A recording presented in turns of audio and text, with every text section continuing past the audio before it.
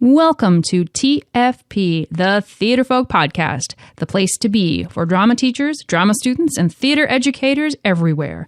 I'm Lindsay Price, resident playwright for Theatrefolk. Hello. I hope you're well. Thanks for listening.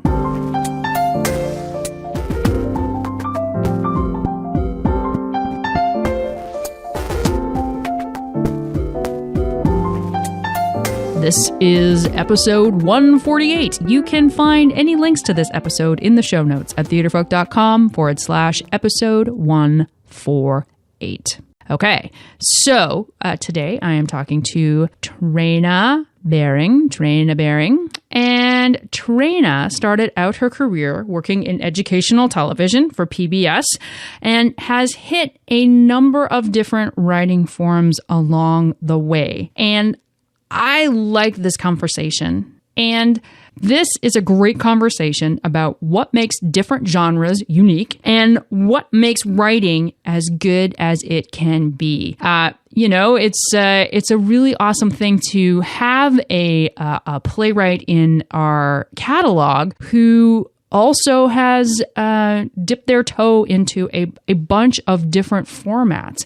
I think it's an amazing thing to be multifaceted as a writer, and that's why this conversation. I think we should get right into it. Right? Let's get into it. Let's go.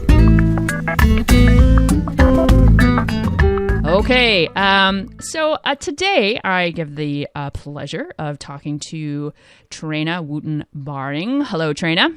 Hi. And Treanor is a new to Theatrefolk playwright this year. She wrote a play called Almost History, that whole space-time continuum thing.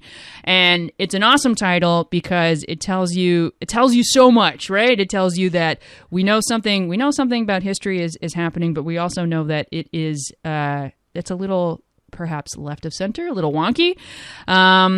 But we're going to get into that. First, hello, how are you?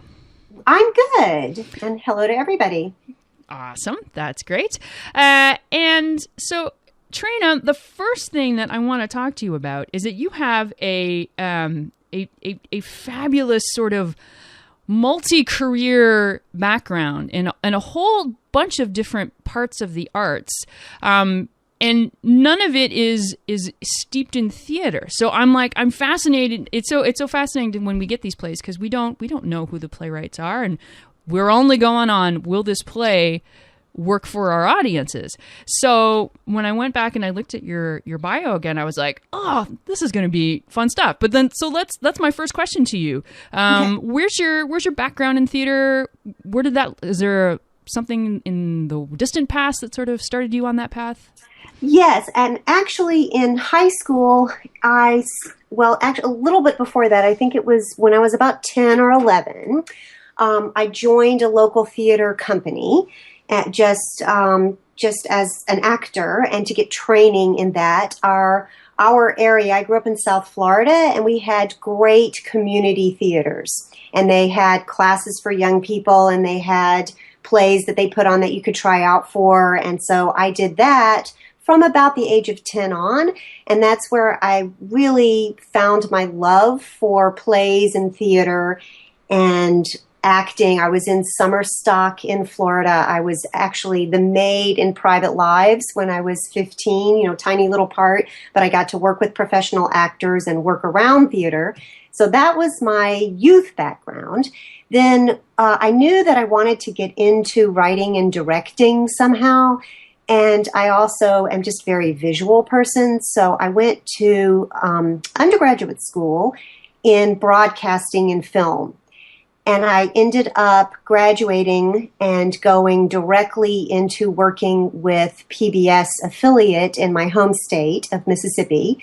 And there I did educational programming. I started out working my way up the ladder from an assistant doing logging and that kind of thing to going and directing children's programming and script writing for them and script editing especially. Then, like you said, an eclectic career. I decided to go back and get my master's degree in education so that I would know a little bit more about what I was doing with technology. This was before before computers were really in everything, and that was the new and cutting edge field. And this was something I wanted to learn more about, the educational theory behind all this. So I went back and got my master's degree in educational technologies. And then, just on a personal note, I got married to someone who was moving to Germany. And so I moved to Germany, and that kind of interrupted the whole trajectory of working in television for a while there. And then that's when I started finding a way to be in the arts and in other ways that involved raising a family and moving around with a science husband who got different positions in different places. And so that's how I ended up writing on my own and also doing the other types of work that I do with poetry editing and poetry and that kind of thing. I think it's such a good point that to say, you know, having a career in the arts or having arts in your life is not necessarily have to be a narrow track.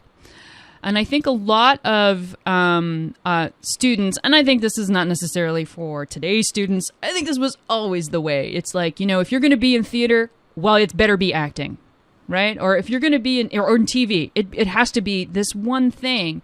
And that's not necessarily the case. No, it's not. And the thing about careers in theater or careers in television, and I've talked to young people about this when, you know, I go to talk about the play with the theater director, and the actors are the ones up front. In television, we call them the talent.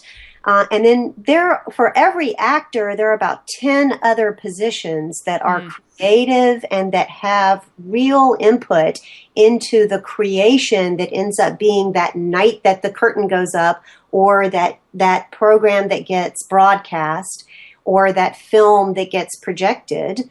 There's so many people involved in the creation of that whose names aren't the first ones that come up on the screen or in the program up front. But those careers and that input is really a great way to have your creativity out there and to work in the arts and to have something that you've created and make a contribution to something creative. I love that. It's not a statistic, but it's a piece of numbers. You know, like for one talent, there's 10 other people who are also working to make this creative thing happen. I love that. Okay, so at least, because in some films it's 1 to 500. When you get into animation, graphics, and that kind of thing, it takes that many more people. So let's hover on your television stuff for just a bit, because I know that people listening have students who have that star in their eye, or, oh, wouldn't it be wonderful to work in television? And I'll admit, when I had a very tiny foray into writing for television, and way back when, enough for me to go, yeah, I don't need to do that anymore. But when you started into it, because this was your first career, so you were, same age as a lot of our teenagers, and what was your biggest misconception about what your career was going to be like? Biggest misconception. I think the first thing that I realized was that you're going to have to pay your dues. And that is that when you get into something like television, not everybody is going to fall down and say, you're the best writer we've ever had, and here, let's put you as head of the entire writing group right now as a 20-year-old, which is, I guess I was about 21 when I got my first professional job in television. And so I paid my dues. I realized, wow, okay, I'm going to have to sit in a little small room with a computer and a pen, or nowadays it would be a keyboard and an iPad, and log all of this film that some other director went out there and shot, and I'm going to have to write down, for documentaries, this is how I started, writing down, at 2:14 for 6 minutes, this medium shot of a ship, and that kind of, all that has to be logged in so the editors can find it. And that was a lot of tedious hours of doing that. And, everybody says that's paying your dues, but you learn so much by doing that. And I worked with people who were willing to mentor me as well and say, okay, you look like you have an eye for this. Let me show you what I know as well. And I think that mentorship is very important. And I work now with a women's organization, and that's art for the arts. And that's one thing that we work on. As I get older, I want to mentor young people as well to bring them up, because that's how you learn, is from people who have come before you. So I think it's the most fabulous way to learn. Instead of, it's not a book, it's not a test. It's, I've done this. I did the failing. Here, let me pass something on to you to, add to your toolkit. And to take what they say and think, okay, I had a degree in broadcasting, and so I had done broadcasting in a university setting. We had done classes that were practicums, where you actually made little TV shows and that kind of thing. And now everybody can do that on an iPad, and just hold it up and make a movie. So people have a lot more experience now, even. But getting into a setting where you've got someone who says, "Okay, this is great. Let's go with this. Let's try this. Let's go with where we can go with this, and who believes in you and that you can learn from too." What was it like and how does it, what's very unique about script writing in the television genre? Script writing for television, I think the biggest thing is that you've got to balance what's happening on the screen with the dialogue, with moving the plot along. Because in a theater setting, you can be a little more wordy, you can be a little more talky, and you can have things happen that are explored in greater detail. When you work with television, you've got to get it out there. You've got to say what you need to say as quickly as possible, as short as possible. I just looked at the script out of curiosity for 12 Years a Slave, and it's amazing how short all the lines are. And yet they conveyed so much information in those short lines. And writing for television or writing for film, you've got that balance between what's being said and then what is the visual that goes with it that can also convey information. Yeah, I just, it's funny you say that. I've just started, I'm way late to the party, but I just started watching Mad Men. And that's one of the things I noticed. So yes, there's a lot of, they do these, juicy things that Don Draper gets to say, but there's also a lot of silence in terms of all you are doing is seeing someone react. And that's the inner monologue that we would write in theater. In TV or movies, there shouldn't be any words. We should just see it, the physicality of it. And that visual communication is, I think, more important in television and film. And the scriptwriter has a role in that. Those scripts do convey that. The director will take it and do things with it and set it up, but the scriptwriter, a good scriptwriter, will have that all in there, so that that the director can take it. And I've worked on both sides of that equation. I've worked with other people's scripts, and then I've worked with directors using my scripts. And you hone both sides of that talent, looking at it and saying, okay, I've got to get this so the director knows exactly what I'm trying to convey with this scene, so that they can't, in a way, misinterpret it and have it be something that you didn't really mean by that. So you want to write the directions, and you want to write the visuals and the inner dialogue, the inner monologue of what's going on with that actor, so that the director and the actor really understands what's happening there. Like you might have a scene where, the person reacts and the line might be, "Oh, really?" But the direction might be, "Look skeptical," or looks surprised, or looks like, "Oh, I didn't understand that before." So those directions can tell you what the meaning behind those lines are. And a good script writer will include those. I've read a couple of scripts lately where they they translate something like Jane Austen into script form. And Emma Thompson's is like one of the greatest. And she actually takes Jane Austen's writing and puts it in that direction so that actors can understand, oh, that's what's meant by this.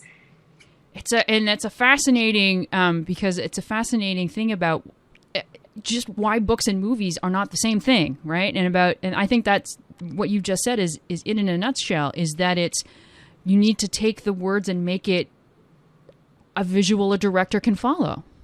And something that the director can then say, okay, because the director is going to work with the actors, and the actors are going to interpret the character and the motivations. And the more the script writer gives good guidance on that, the more that the script writer will be satisfied with the production.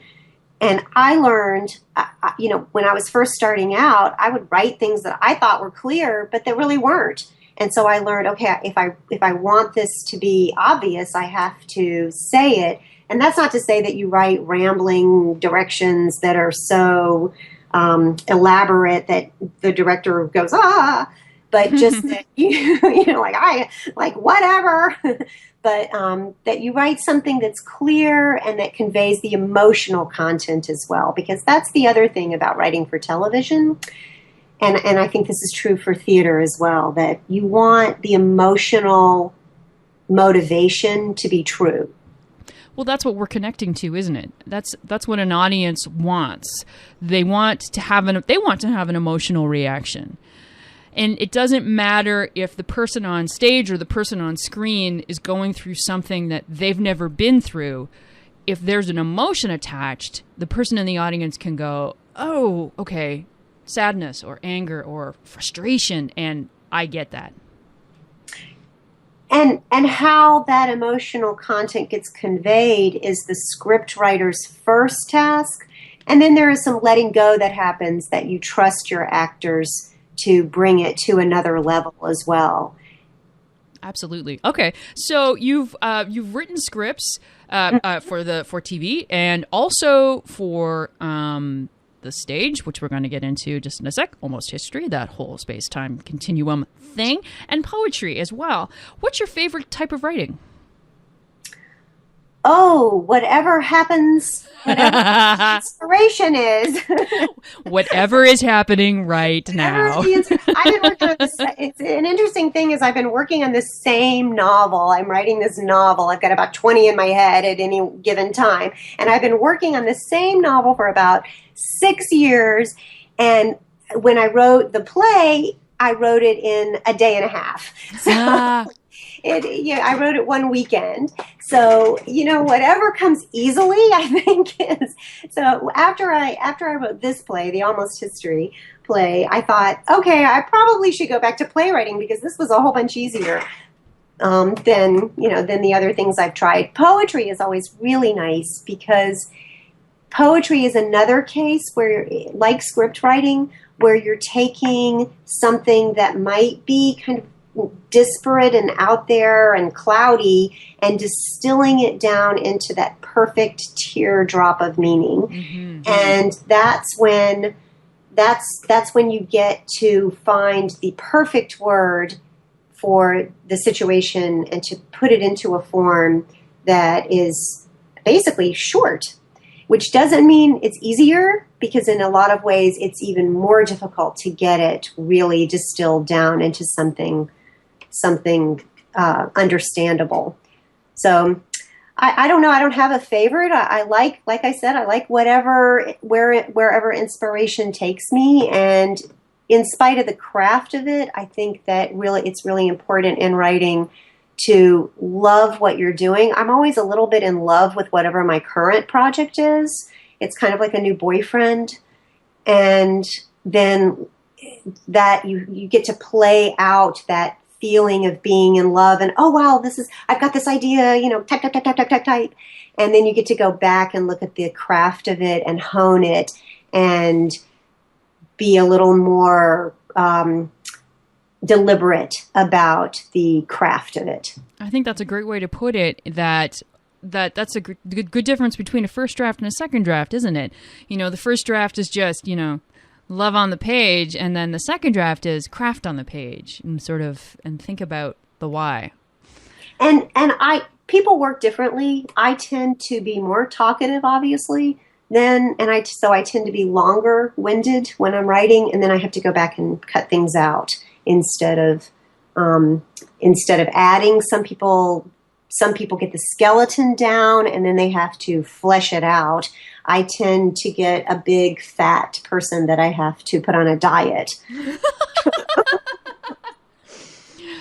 I'm the same way. I'm actually that's I have a great relationship with a teacher who I give my stuff to, and she'll read a monologue and go XYZ, and I'll go okay, and then to sort of like take that monologue and then like really start to distill it and cut it down, and then write the one sentence that actually the whole monologue was trying to say.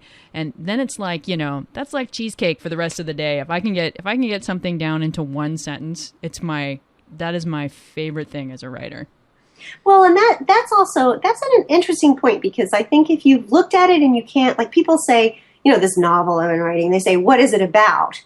And for a long time, I couldn't really say what it was about. Well, that's a big warning sign. If you can't write the blurb for it, then maybe you need to think about, well, what is the blurb? What is, what are you really trying to convey? What are you trying to write about? Because that's the question people will say, well, what is it about?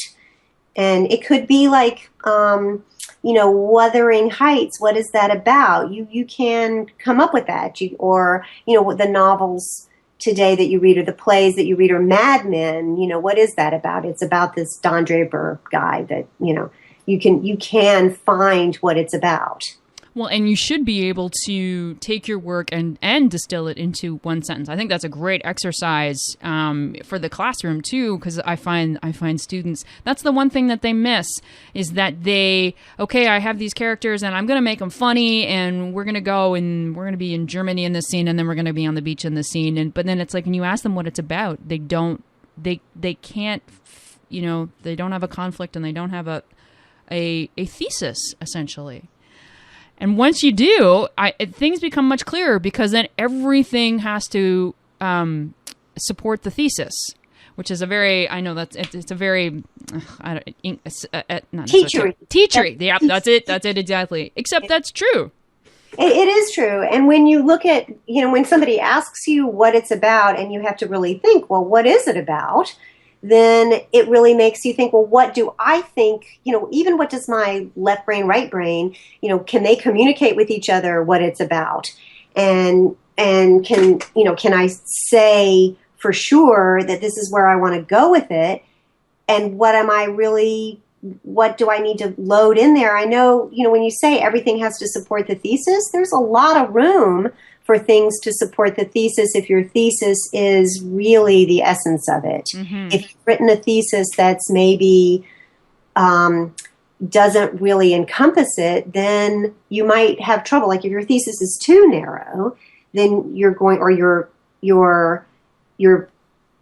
idea is too narrow, then you might have trouble getting everything to fit that. And a great example, I think, is that if you look, just because that's what's on my brain right now, is I think about Mad Men. I think about the thesis being the perfect world of ads versus the messy world, the messy real world, right? That's in my interpretation. But I just think there's so much, just as you say, there's so much that you can explore with that, with the characters and with storylines and all that other stuff. And it doesn't have to get old. No. Those things can have a lot of fresh takes on them. Absolutely. Okay. So as a scriptwriter, novelist now, and poet. Hey man, it's on the if it's on the page somewhere, it's write a novelist. Okay. And so almost history, that whole space-time continuum thing. So where did this come from? Yeah, I was up in Virginia. I live in Houston, and we'd gone up to DC and, had a big trip around, and we went to Monticello. And there was Jefferson's study, and there was his grave, and there was a lot of talk about how he and John Adams fought had real arguments, real theoretical and political arguments over their lifetime. And then the story goes, the American myth is that they died on the same day. I think, that's on July 4th, which I think is an amazing fact. And so I got to kind of thinking about how the image of the founding fathers as squabbling children, even though they were adults, that they were squabbling with each other, and how funny it would be to have a scene with that.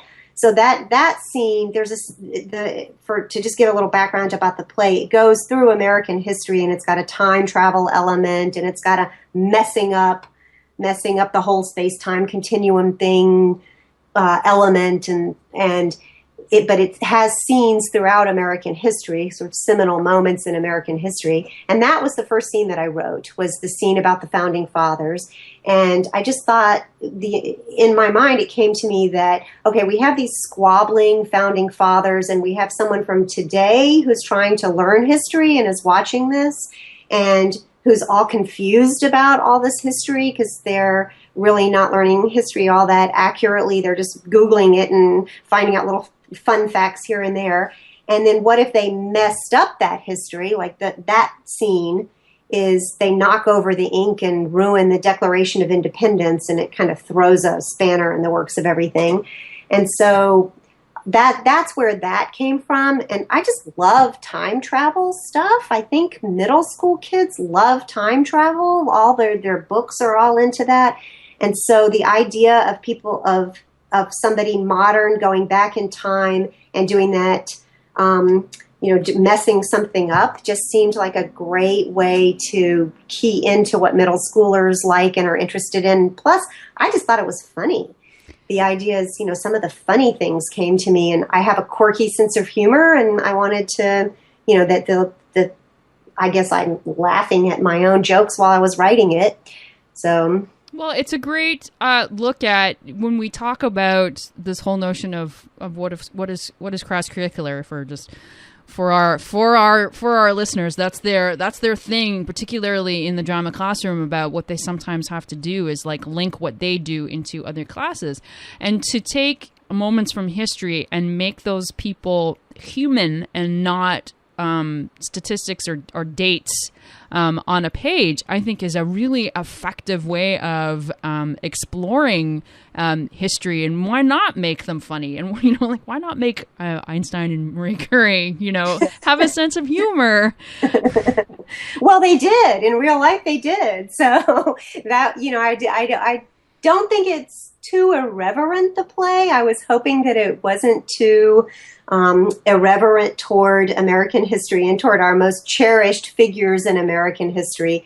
But it is this idea that these reporters go back and just really get things wrong and mess things up. That would just had a lot of goofy possibilities, but it also had a lot of possibilities of bringing those characters to life and have those characters up there where they were really interacting with the characters too, and where it wasn't so heavy-handed a curriculum. But I had people come up to me after and say, wow, I really learned a lot from that. I didn't know all these things. And the last line of the play is, well, and if you learn something, we apologize. So, it's... well, that's the best way to learn, isn't it? When you're when you're enjoying something and it becomes part of your knowledge. And to see it come to life, too, in a way that, okay, and also one of the things that comes out in the play was that everything that happened in these timelines of American history affects who we are now. There's a scene with the Declaration of Independence, and if that doesn't happen the way it's supposed to, we're a different country now. And the different scenes there's the founding fathers, there's Columbus, for instance. So it starts out with Columbus's ships, and acknowledges the controversy about Columbus and who he was, and acknowledges that there are different viewpoints. That's the other thing I wanted to point out too in the play, was that history is not a static, just words on a page, there it is, and that's it, and this is what you have to learn.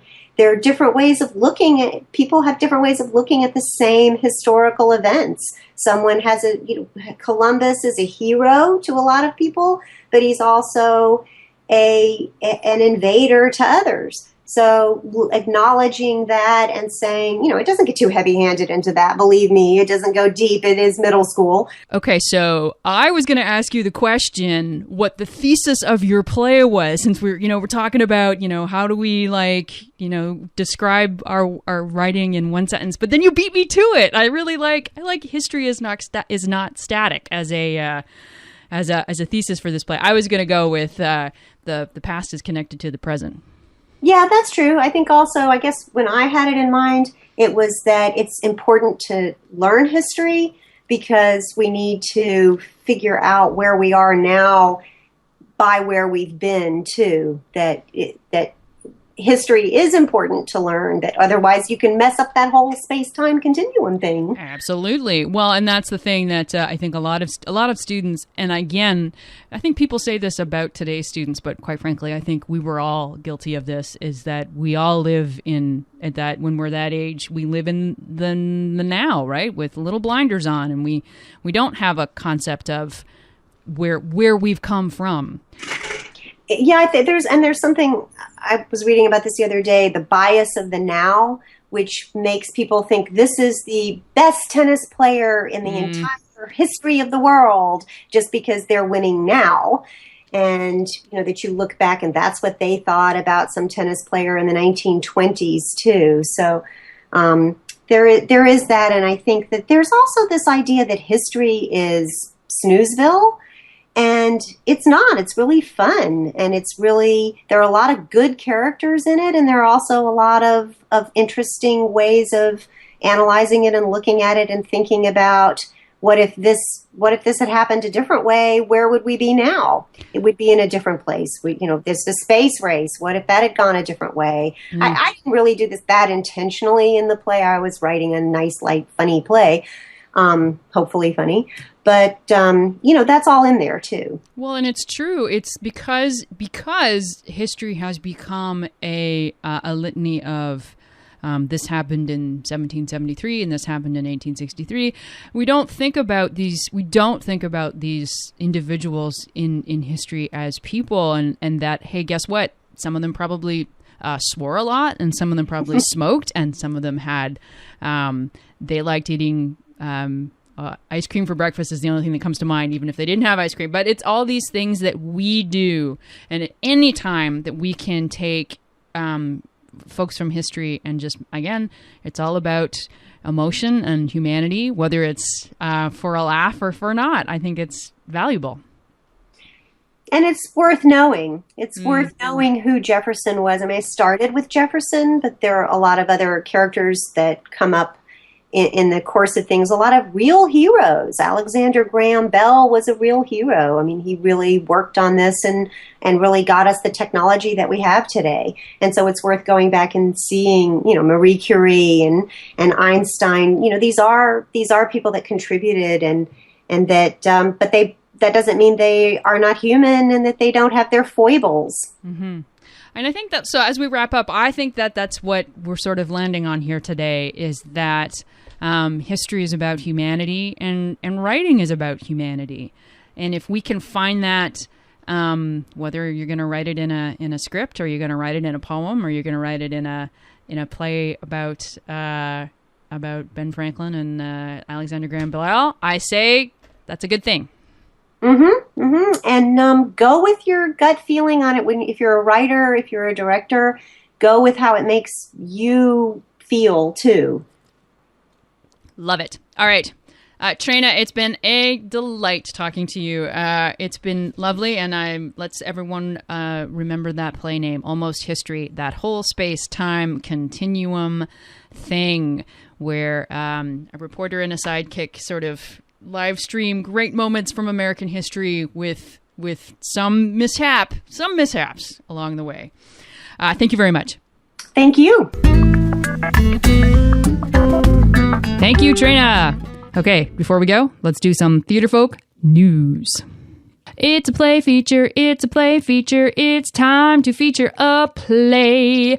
And it is Treanor Baring's Almost History, the whole space-time continuum thing. So, we've got time travel, we have middle school, we have history. Yes, one of these things seems not like the other, but keep on, dear listener. Please keep on. History is not static, right? People have so many different ways at looking at historical events and how the past is connected to the present. And that's sort of the underlying theme in this play. In a hilarious series of time-traveling misadventures, a reporter and a sidekick live stream from great moments in American history. And despite the uber scientist sidekick's best efforts to keep the clueless reporter out of trouble, she gets in trouble.